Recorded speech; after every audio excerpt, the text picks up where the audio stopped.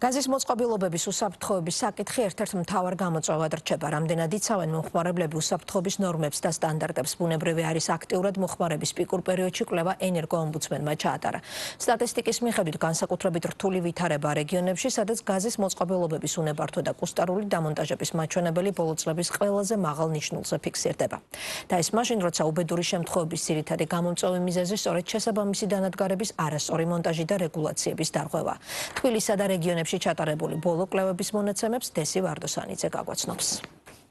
ჰაერის დაბალი ტემპერატურის პირობებში გაზის მოხმარება ქვეყანაში მაქსიმალურ ნიშნულზეა. ეს კი რისკებს ზრდის, რადგან როგორც ენერგოომბუდსმენის მიერ ჩატარებულმა კვლევამ აჩვენა, ბუნებრივი აირის დანადგარების არასწორი გამოყენება ისევ ხშირია. მაშინ, როდესაც ზამთარში გაზის მოწყობილობები დახურულ სივრცეში მუშაობს და საცხოვრებელი სახლები იშვიათად ნიავდება, გაუმართავი ან არასწორად დამონტაჟებული დანადგარები ინტოქსიკაციისა და გაჟონვის საფრთხეებს ზრდის. ასევე შესაძლებელია ქარმა მავნე ნივთიერებები საცხოვრებელ სივრცეში შემოიტანოს, რაც დამატებით რისკებს ქმნის. გაზის კომპანიის წარმომადგენლები მოქალაქეებს მუდმივად ახსენებენ, რომ გაითვალისწინონ უსაფრთხოების ნორმები და გაუფრთხილდნენ საკუთარ და სხვა ადამიანების სიცოცხლეს. თუმცა სტატისტიკა დარღვევებთან დაკავშირებით ისევ მაღალია. თბილისი ენერჯის მონაცემებით 2025 წელს დედაქალაქში გაზის დანადგარების არასწორი დამონტაჟების 5940 შემთხვევა დაფიქსირდა.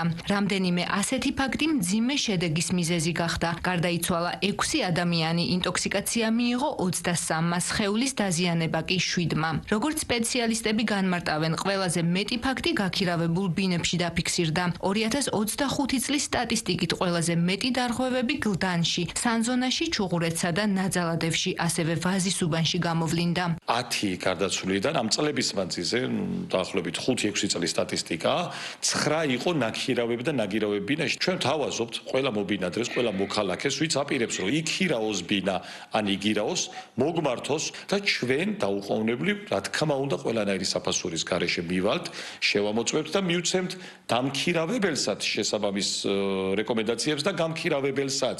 და ვისაც აქვს უკვე ნაქირავები და მოისმეს ამ ინტერვიუს, იმასაც თავისუფლად შეუძლია დაგვირეკოს. კომპანია თბილისი ენერჯი მოსახლეობის გაზის დანადგარებს ყოველწლიურად ამოწმებს. ყველაზე ხშირ დარღვევებს შორისაა გამათბობელი მოწყობილობების თვითნებურად დამონტაჟება, ასევე გაზის მილების თვითნებური დაგრძელება ან გადაკეთება, რაც დახურულ სივრცეში მყოფი ადამიანებისთვის განსაკუთრებით სარისკოა. კომპანიის ინფორმაციით არის შემთხვევები, როდესაც მოქალაქეები უარს აცხადებენ მონიტორინგზე. დარღვევის გამოვლენის შემთხვევაში კი კომპანია გაუმართავ მოწყობილობას მაშინვე ხსნის. კომპანია თბილისი ენერჯის აქვს ვალდებულება, ეს არის საქართველოში მოქმედი კანონმდებლობით, რომ წელიწადში ერთხელ შეამოწმოს თითოეული ჩვენი გაზის მომხმარებელი. დარღვევების დროს დგება შესაბამისი აქტი და ხდება დაუყოვნებლივ ჩახსნა ამ დანადგარის გაზის მომარაგებიდან, თუ არის არასწორად დამონტაჟებული, რაც უმრავლესი შემთხვევაში ეს ხდება ჩვენ ღია წვის კამერიანი არასწორად დამონტაჟებული დანადგარები, ან არასწორად დამონტაჟებული თვითნებურად დამონტაჟებული გაზის ქსელი, რაც ცალკე საფრთხის შემცველია. ენერგოომბუდსმენის მოვალეობის შემსრულებელის ნინო გულეიშვილის განცხადებით, მოქალაქეებმა გაზგამანაწილებელი კომპანიების თანამშრომლების მითითებები აუცილებლად უნდა გაითვალისწინონ. მისი ინფორმაციით, თბილისში 170,000 გადამოწმებული აბონენტიდან 2,000-ზე მეტ შემთხვევაში გამოვლენილ დარღვევებს გაზის დანადგარების ჩახსნა მოჰყვა, ხოლო მძიმე შემთხვევებში აბონენტებს გაზის მიწოდება სრულად შეუწყდათ. რაც შეეხება რეგიონებს, დარღვევების მაჩვენებელი წინა წლებთან შედარებით გაზრდილია. რეგიონში წელს გქონდა ყველაზე დიდი ციფრი, რაც კი მე ვნახე, 10,000-ობით შეიძლება ითქვას დარღვევა გამოვლენილი დანადგარებთან დაკავშირებით და როდესაც ვიკითხე კომპანიებთან სამუშაო შეხვედრაზე, რომ რატო არის ესეთი მზარდი სტატისტიკა და სად აღმოჩნდა ყველაზე მეტი რატო, ესეთი პასუხი იყო, რომ ძირითად შემთხვევაში ის დანადგარები, რომელიც კომპანიებმა ჩახსნეს, ვთქვათ, ქალაქში, ეს დანადგარები იმის მაგივრად, რომ მომხმარებლებმა აბსოლუტურად ან გაანადგურონ, ან სწორად გამოიყენონ გარე სივრცეში, ხო, მაგალითად აივანზე. ხო, არა, წაიღეს და დაამონტაჟეს სამწუხაროდ სახლებში.